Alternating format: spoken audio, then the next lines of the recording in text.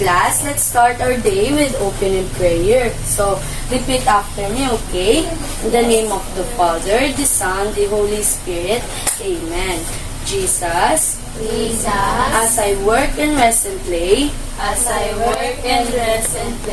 be with me all day. You are my special friend. You are my special friend. On you I can depend. On you I can depend. Amen. Amen. Okay, so may hinanda dito si teacher na action song. Handa na ba ang lahat? Yes po! So alam niyo naman po ang fruit salad na kanta, hindi ba? Yes, So panoorin po. muna si teacher. Eyes for seeing, nose for smelling, tongue is used for tasting, ears for hearing, and hands for touching, okay? Yes. So kayo naman po. Okay, 1, 2, 3, go! Eyes for seeing, nose for smelling, tongue is used for tasting, ears for hearing, hands for touching. Okay, yan, very good. Okay, class, before we proceed, kindly arrange your chair at pulutin po ang mga kalat sa ilalim ng upuan. At tandaan po lagi ang ating classroom rules. First is iwasan pong makipag-usap sa katabi. Pangalawa, makinig po kay teacher ng maayos. At pangatlo po, itaas lamang po ang mga kamay kung may gustong sabihin. Okay?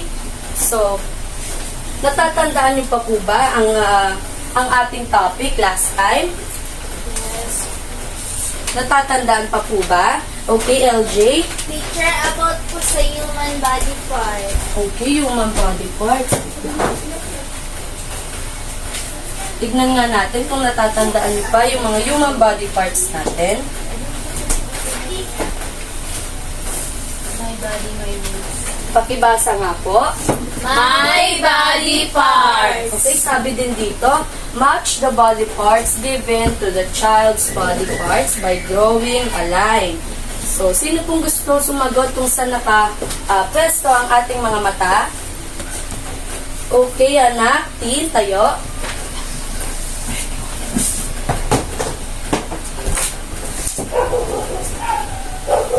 Yan, very good. So, sino naman pong gusto sumagot?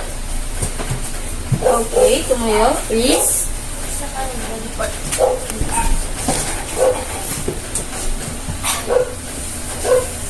Very good, hands. So, pangatlo. Okay.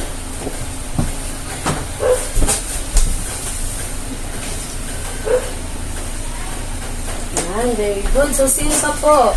Meron pa. LJ.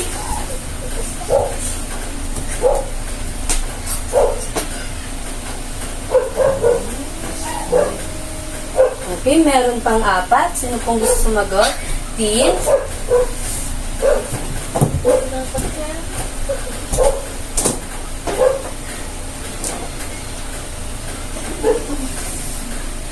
Very good.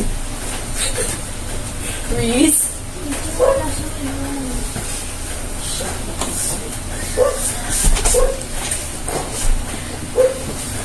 Yan, very good. Meron pang 2. LJ.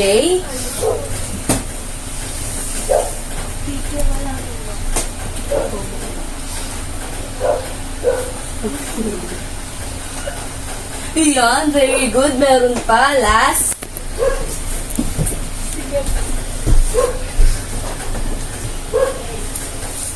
Yan, very good. So, alam po ba natin ang mga pangalan ng ating body parts? Yes po. Okay. Alam po ba? Yes po. Okay, ano nga po ito? Eyes. Ito? Foot. Ito? Arms. Ito? Nose. Hands. Teeth. Legs. Or? Mouth. Legs. Ears. Okay, very good. So, okay, may sinet dito si ma'am. Ano nga po ito? Mayon volcano. Ano kaya ito? Teddy bear. Ito? Perfume. Ito? Chocolates. At ito? Cellphone. Phone. And now, I want you to meet my friend, Gabriela.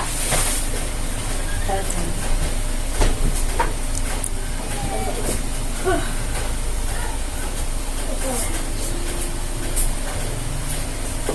I want you to meet my friend, Gabriela. Say hello to Gabriela, class. Hi, Gabriela. Okay, may napapansin po ba kayo kay Gabriela?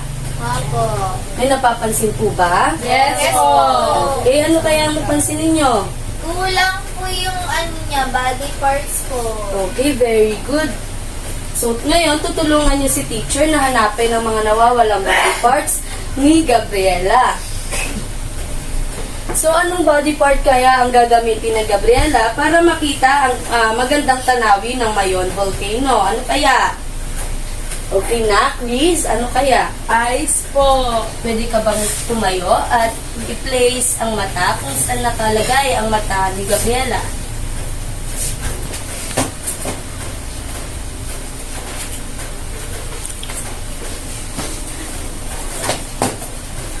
Yan, very good. So, ginagamit ni Gabriela ang kanyang mata upang makakita ng magagandang tanawin tulad nga po ng Mayon Volcano. So, ang mata po natin ay nakakakita din ng mga iba't ibang kulay, iba't ibang magagandang tanawin at nagagamit din natin ang ating mata upang makita natin si classmate at si teacher. Okay, ngayon class, meron na siyang mata. At next naman, ano kayang body part ang gagamitin ni Gabriela upang maamoy niya ang kanyang pabango? Okay, napkin. Nose. Okay, nose.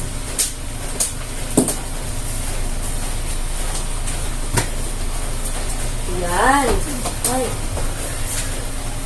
Yan, ginagamit ni Gabriela ang kanyang ilong upang makaamoy siya ng mga mababangong bagay o kaya mababahong bagay na rin. So, saan ba nagagamit ang ilong?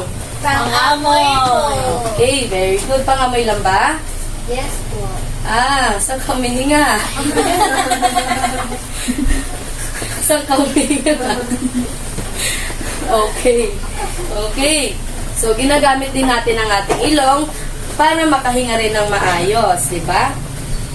And now, next is, ano kayang gagamitin na body part ni Gabriela upang matikman ang kanyang mga chocolates? Okay na? Mouth po. Mouth or Tongue. Tongue po. tongue.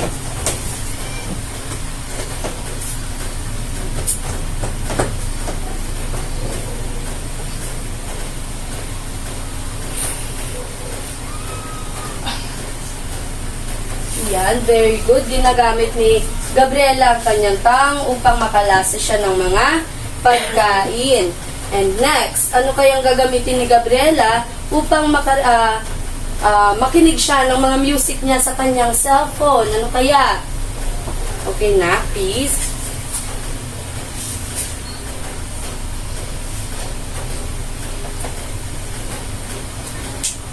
Yan, very good. Ginagamit naman ni Gabriela ang kanyang tenga upang Makinig ng music. makinig ng music. Music lang ba ang maririnig ni Riz kapag ni Gabriela kapag ginamit niya ang kanyang tenga? Hindi po. Okay, maririnig din natin ang mga iba't ibang tunog sa paligid tulad ng boses ni ma'am, boses ni classmate, boses ni nanay, at mga iba't iba pang huni ng hayop or ibon.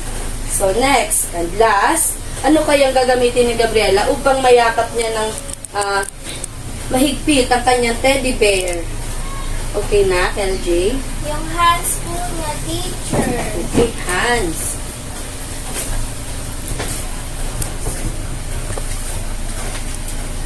Yan, very good. So, saan naman gagamitin ni Gabriela ang kanyang mga kamay o hands?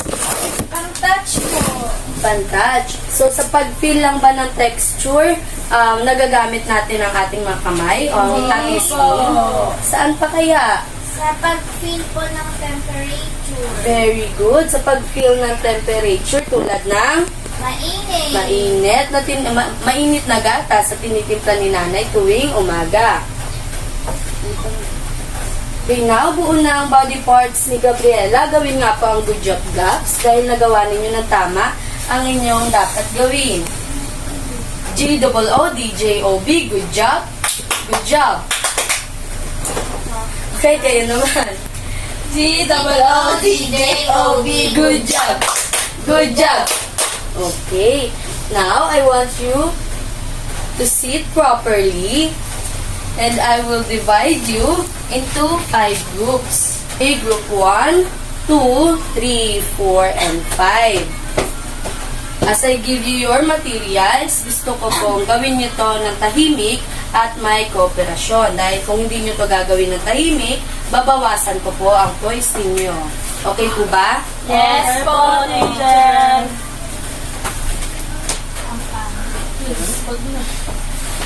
Group 4 yun.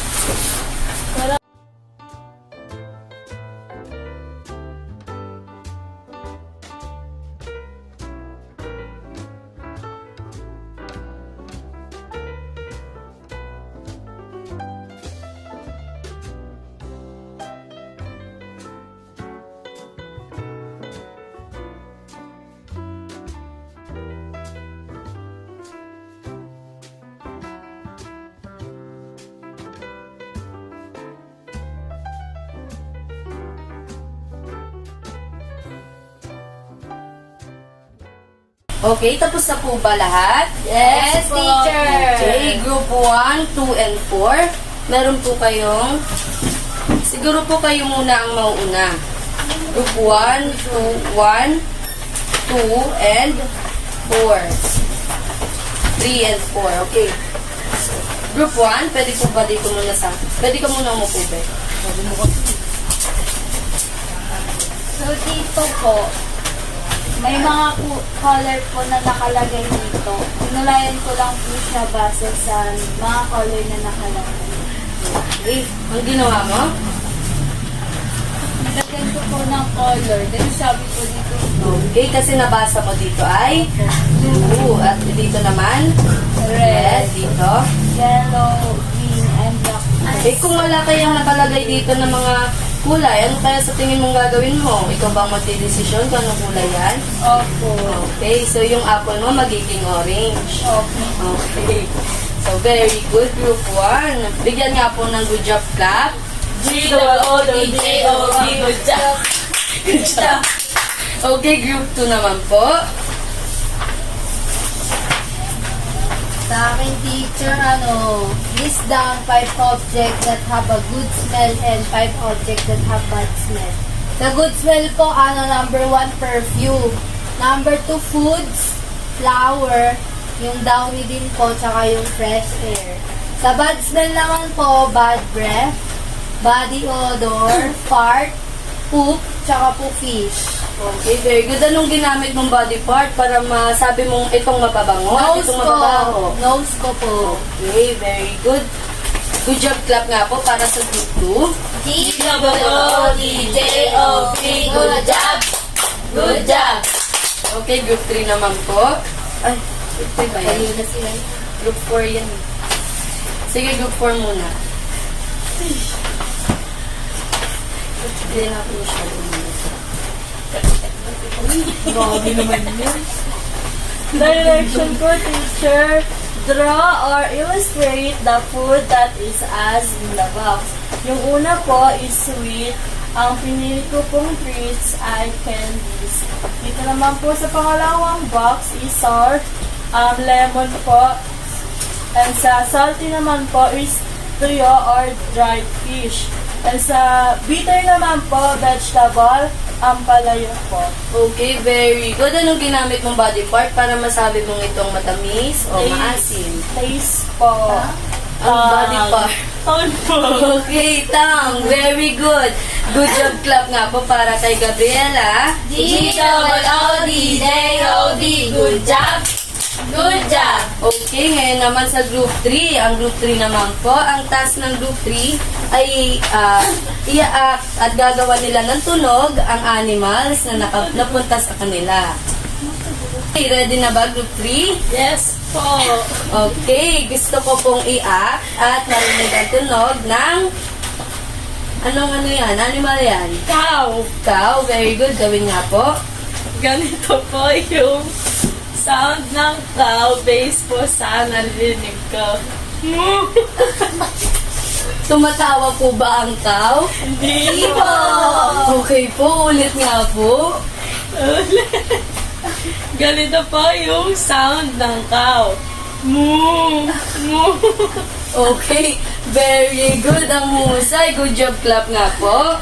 G-O-L-D-J-O-B. Good job! Good job! At ang representative naman po ng group 5, pwede po ba tumayo?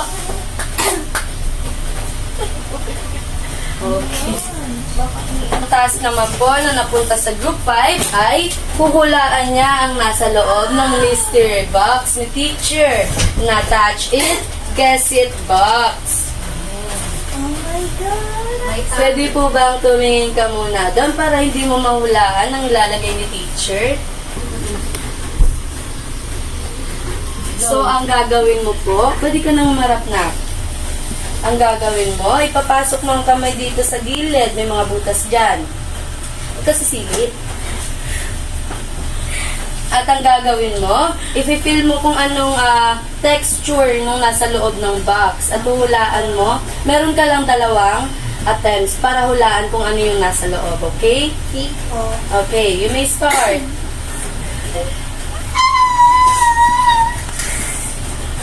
Oh. Ano po siya, teacher? Bato na matigas na may tusok-tusok. Bato yan? Parang snail po. Ewan ko. Ah. Ay, sinilip mo. Disqualified ka. And then, joke yan. Oh my Very God. good. So, meron pa tayong isa. Tumalikod ka ulit na.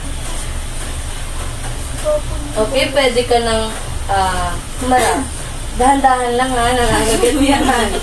Baka mabasa ka. Water. Glass of water po. Malamig ba? Mainit yung tubig na nasa loob? Mainit na po kasi kanina pa. Anong ginamit mong body part para ma-feel ang nasa loob? My hands. Or skin? Yes, teacher. Okay, very good. Good job. Clap nga din po sa group 5. G-O-L-D-J-O-B. Good job. Good job. Okay, yan. So, ang body parts na... Yung mga body parts na nilagay natin kay Gabriela na nandito kanina, natatandaan pa ba? Yes. Ano nga ulit ang nilagay natin kay Gabriela? Eyes, nose, tongue, ears, hands. Okay, very good. Ang tawag po sa mga body parts na nilagay natin kay Gabriela ay... Human sense organ. Ay, napakatalino. Alam niya agad. Buti na lang nag-aaral ang aking anak na si LJ ng maaga. Siguro nag-review si LJ sa bahay. Opo, kasi matalino ako. Ayun, honor student siya. Ang mga body parts na yan ay... 5 senses. O tinatawag rin nating sense organs or sensory organs. Yung mata po natin, saan ginagamit? Sa eyes. Sa ears naman po?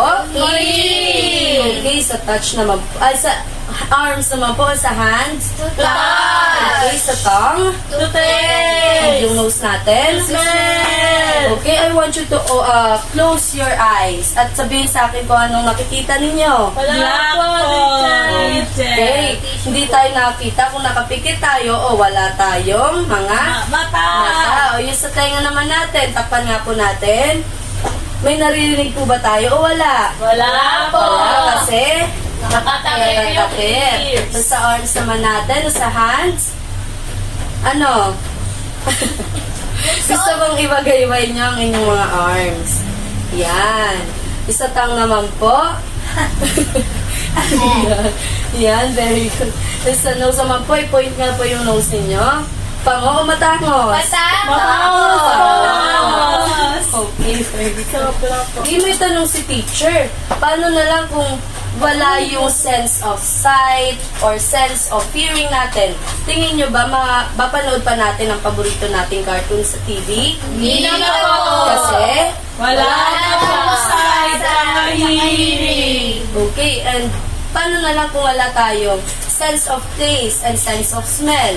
Ano kaya ang tingin yung mangyayari? Matitikman ba natin ang masarap na luto ni nanay? Hindi po. Okay, kasi? Wala na pong pang-taste. Naka-pamphlet. Okay, very good. So, my last question is, paano nyo mapapangalagaan ang mga sensory organs natin, ang mga five senses natin? And I want you to answer my question by doing this group activity. 1, 2, 3, 4, and 5. Pakibasa nga po muna ng direction. Match column A with column B. Okay.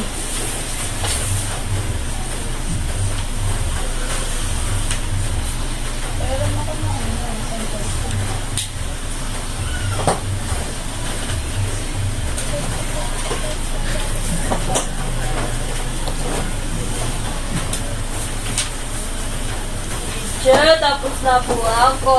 Okay, very good group 3. Tapos na ang Ako group 3. din, teacher. Ay, very good din ang 5 at 2. Ako din po. Very good din ang 4 and 1. Tapos na po ang lahat. Yes po. Okay. So, may papagawang assignment si teacher and I want you to list down other ways to protect your 5 senses. Yung eyes, yung ears, yung hand, yung tongue, pati nose.